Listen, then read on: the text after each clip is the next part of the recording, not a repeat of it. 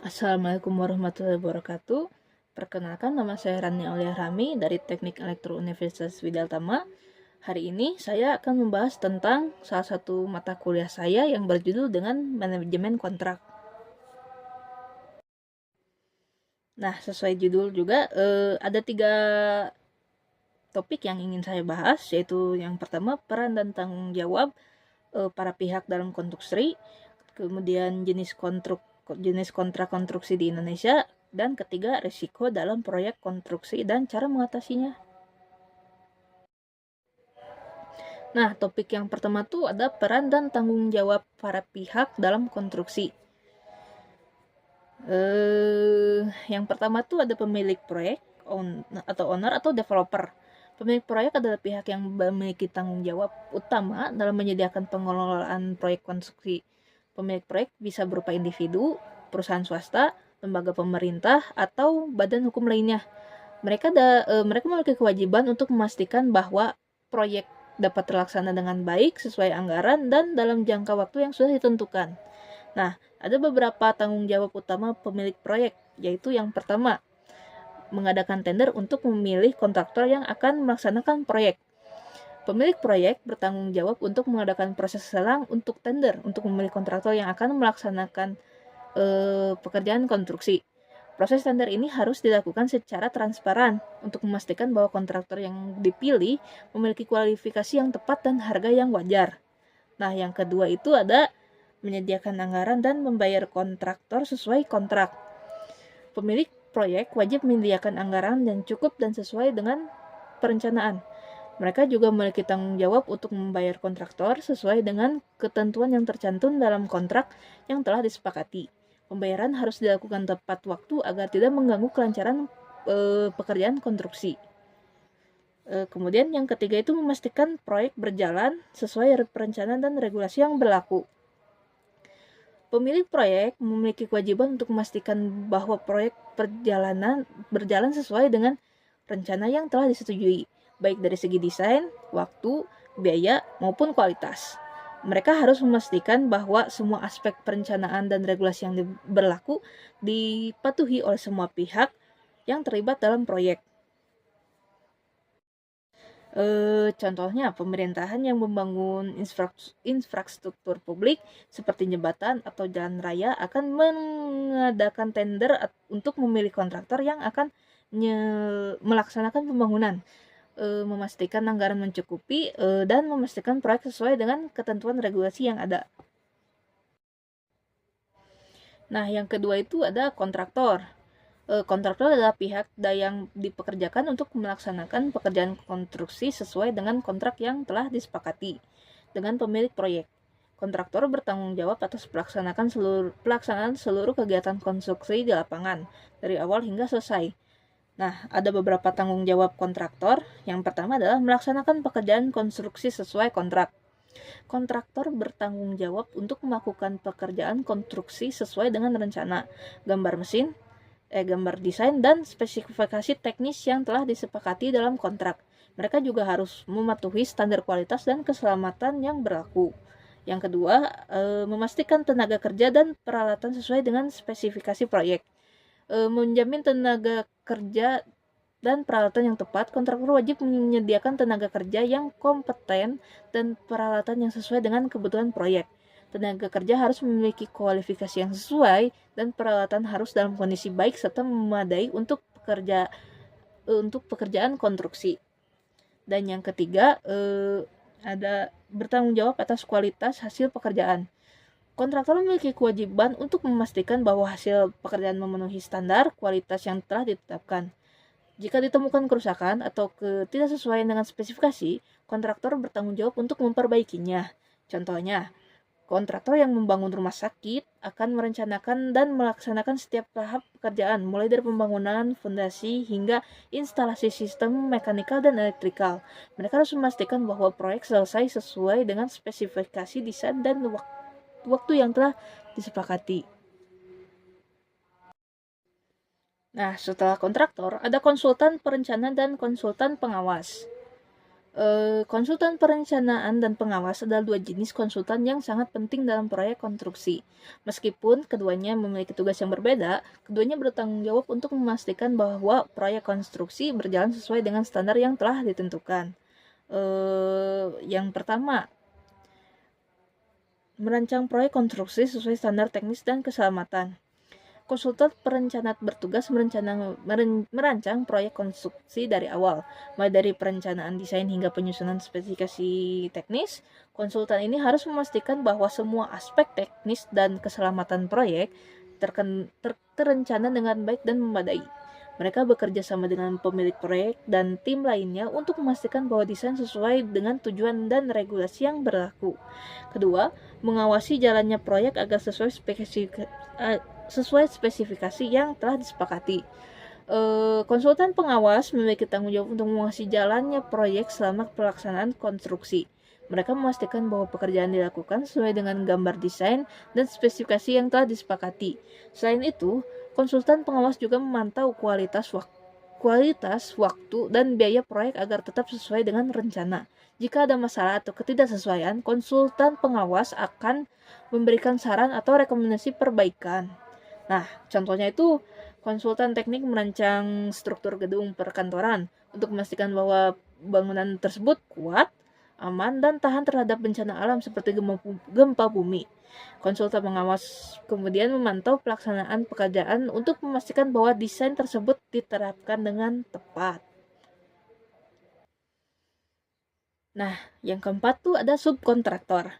Subkontraktor adalah pihak yang dipekerjakan oleh kontraktor utama untuk melaksanakan pekerjaan tertentu dalam proyek konstruksi. Subkontraktor seringkali memiliki spesialisasi di bidang tertentu dan bertanggung jawab untuk menyelesaikan bagian tertentu dari proyek sesuai dengan spesifikasi yang diberikan oleh kontraktor utama. Nah, tugasnya itu melaksanakan bagian pekerjaan tertentu yang diserahkan oleh kontraktor.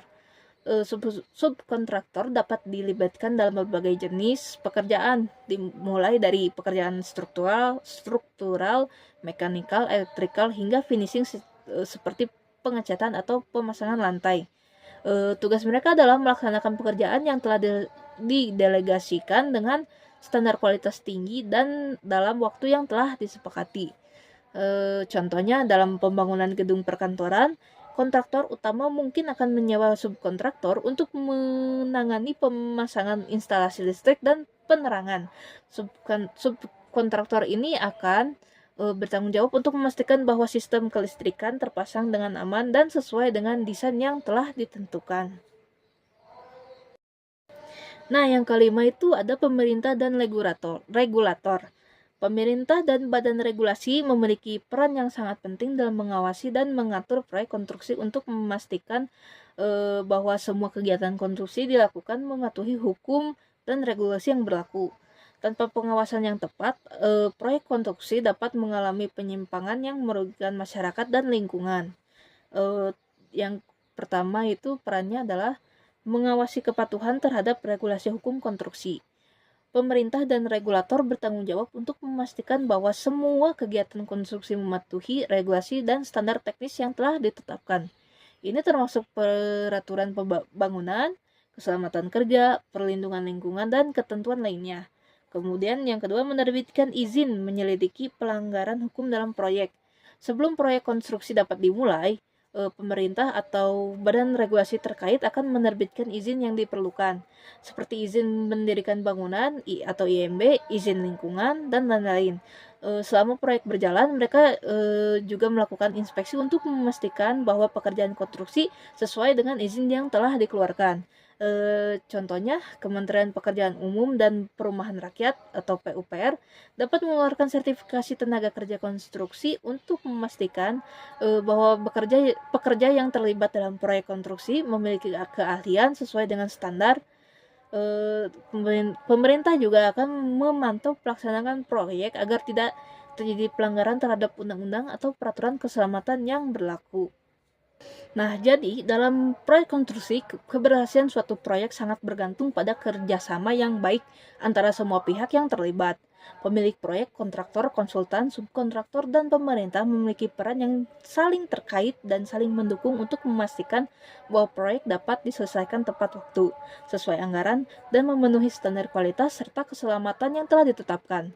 Keterlibatan dan koordinasi yang efektif antara pihak-pihak ini sangat penting untuk mencapai hasil yang optimal dan meminimalkan risiko yang dapat terjadi selama proyek berlangsung. Nah, untuk topik kedua ini ada jenis kontrak konstruksi di Indonesia.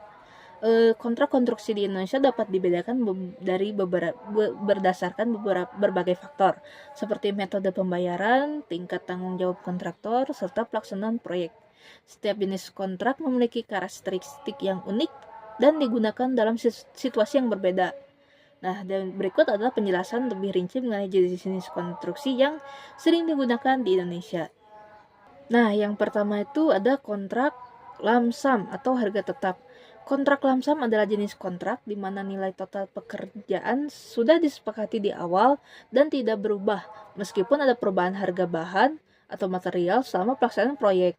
Dalam kontrak ini, kontraktor dan akan bertanggung jawab untuk menyelesaikan proyek sesuai dengan anggaran yang telah ditentukan, tanpa ada penyesuaian biaya yang diperbolehkan. Keunggulannya, pemilik atau owner dapat memastikan anggaran tetap tanpa ada risiko biaya tambahan. Contoh, dalam proyek pembangunan sekolah dengan anggaran tetap 50 miliar, meskipun harga bahan bangunan naik, pemilik proyek tidak akan diminta untuk menambahkan dana. Nah, tantangannya jika terjadi perubahan dalam spesifikasi atau kondisi lapangan yang mempengaruhi biaya kontraktor harus menanggungnya. Nah, yang kedua itu ada kontrak harga satuan. Pembayaran berdasarkan volume pekerjaan yang telah selesai. Di kontrak harga satuan adalah jenis kontrak di mana pembayaran dilakukan berdasarkan volume pekerjaan yang telah selesai. Harga untuk setiap satuan pekerjaan sudah disepakati sebelumnya, dan pembayaran dihitung sesuai dengan volume pekerjaan yang diselesaikan. Keunggulannya, pemilik proyek hanya membayar berdasarkan progres pekerjaan yang telah dilakukan, sehingga lebih fleksibel jika ada perubahan dalam volume pekerjaan. Contoh, pada proyek pembangunan jalan tol, pembayaran dihitung berdasarkan panjang jalan yang telah selesai dibangun dan sudah memenuhi standar yang disepakati. Tantangannya adalah pemilik proyek perlu memastikan bahwa setiap pekerja yang selesai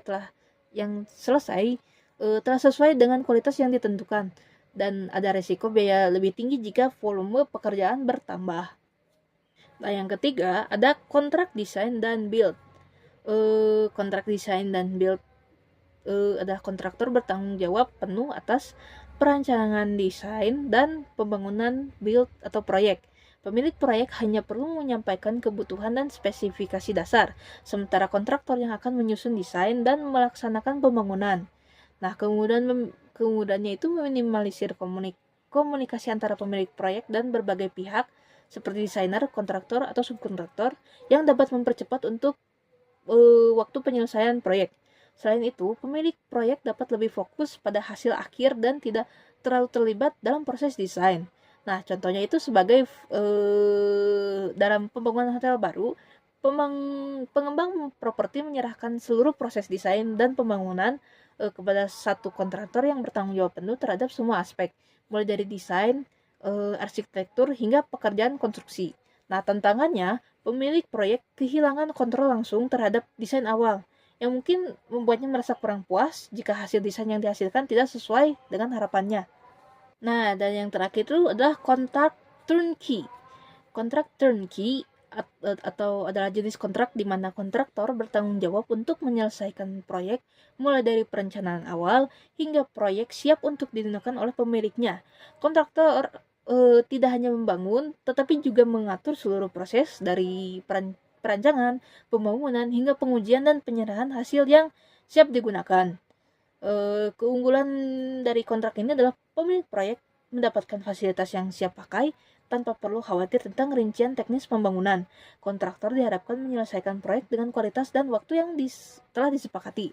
Contohnya, dalam pembangunan pabrik baru, kontraktor akan bertanggung jawab untuk membangun dan menyerahkan pabrik yang sudah siap beroperasi, lengkap dengan peralatan yang diperlukan. Nah, tantangannya, tanggung jawab kontraktor sangat besar, dan jika ada masalah dalam perancangan atau eksekusi, pemilik proyek harus menunggu lebih lama untuk mendapatkan hasil yang memadai.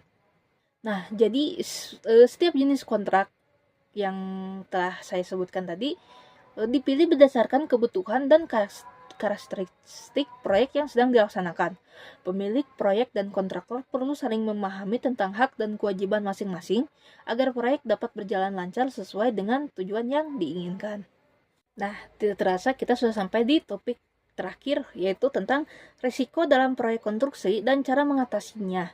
Nah, proyek konstruksi merupakan usaha yang kompleks dan melibatkan berbagai pihak, mulai dari pemilik proyek, kontraktor, hingga pihak ketiga seperti pemasok material dan tenaga kerja. Karena sifatnya yang besar dan seringkali melibatkan banyak variabel, proyek konstruksi memiliki berbagai risiko yang perlu dikelola dengan baik agar proyek dapat berjalan dengan lancar sesuai dengan tujuan yang diinginkan. Nah, berikut ada beberapa risiko utama dalam proyek konstruksi di Indonesia dan cara mengatasinya. Nah, yang pertama itu ada keterlambatan proyek. Keterlambatan dalam proyek konstruksi bisa disebabkan oleh berbagai faktor yang tidak selalu dapat diprediksi.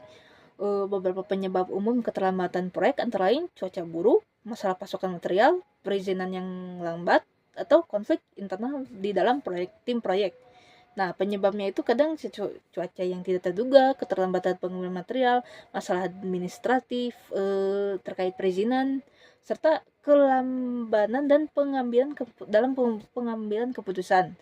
Nah, untuk solusinya, untuk mengantisipasi risiko keterlambatan, pemilik proyek dan kontraktor dapat memasukkan klausul atau force majeure dalam kontrak.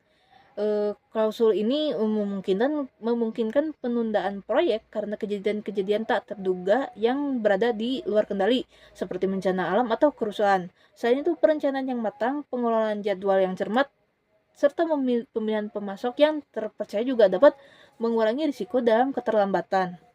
Nah, yang kedua itu ada kegagalan dalam konstruksi atau building collapse.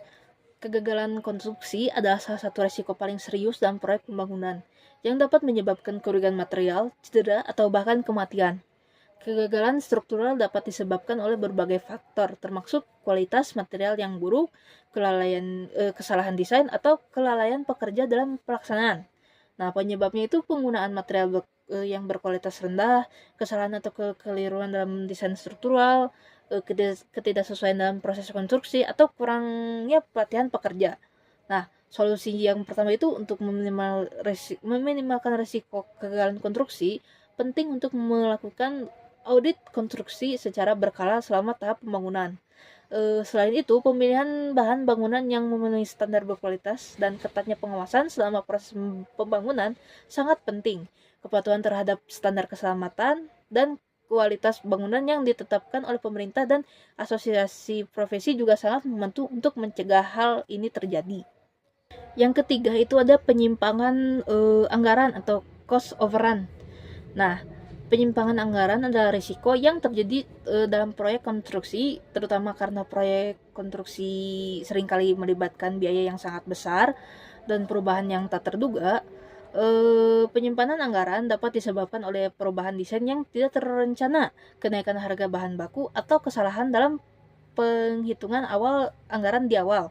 Nah, penyebabnya itu perubahan desain atau penambahan pekerjaan yang tidak tercakup dalam anggaran awal, kenaikan harga bahan dan atau bahan material, serta ketidakakuratan dalam estimasi biaya proyek. Nah, untuk solusi mengatasi hal tersebut, penting untuk selalu menyediakan anggaran cadangan yang dapat digunakan jika terjadi perubahan yang tidak terduga. Pengendalian biaya yang ketat selama proses konstruksi, serta monitoring dan evaluasi yang rutin terhadap pengeluaran juga akan membantu menjaga agar biaya proyek tetap terkendali dan penggunaan teknologi atau perangkat lunak manajemen proyek yang canggih untuk melacak biaya secara real time juga dapat menjadi langkah pencegahan yang efektif. Nah, yang terakhir itu ada kesalahan dalam kontrak. Kesalahan dalam penyusunan kontrak dapat menjadi sumber masalah yang besar dalam proyek konstruksi. Kontrak yang tidak jelas atau tidak mencakup semua risiko yang mungkin terjadi selama proyek dapat menyebabkan perselisihan antara pihak-pihak yang terlibat, baik itu antara pemilik proyek dan kontraktor atau antara kontraktor dan subkontraktor. Nah, penyebabnya itu bahasa kontrak yang ambigu atau kurang jelas, ketidaksesuaian antara ketentuan kontrak dengan kebutuhan proyek, atau ketidakhadiran klausul yang dapat mengatur kondisi tak terduga. Nah, untuk mencegahnya itu agar risiko ini dapat dihindari, penting untuk melibatkan ahli hukum konstruksi yang berpengalaman dalam menyusun kontrak. Nah, kontrak harus dirancang dengan bahasa yang jelas dan mencakup seluruh aspek proyek, termasuk hak dan kewajiban pihak-pihak yang terlibat, serta klausul untuk mengatasi perubahan atau masalah yang muncul di lapangan. Nah, kontrak juga perlu mencakup ketentuan tentang penyelesaian sengketa yang dapat memberikan solusi cepat dan adil jika terjadi perselisihan. Nah, jadi kesimpulannya itu adalah manajemen risiko yang efektif sangat penting dalam proyek konstruksi untuk memastikan bahwa proyek dapat diselesaikan dengan tepat waktu, sesuai anggaran, dan dengan hasil yang berkualitas. Oleh karena itu, pemilik proyek dan kontraktor harus proaktif dalam mengidentifikasi dan mengelola berbagai risiko yang dapat mempengaruhi jalannya proyek. Dengan perencanaan yang matang, penggunaan teknologi yang tepat, serta melibatkan tenaga ahli di berbagai bidang, risiko-risiko tersebut dapat diminimalisir dan proyek konstruksi dapat diselesaikan dengan sukses. Nah, itu saja yang bisa saya sampaikan untuk materi kali ini. Semoga kedepannya bisa dapat kembali membahas yang materi-materi yang lebih baik. Wassalamualaikum warahmatullahi wabarakatuh.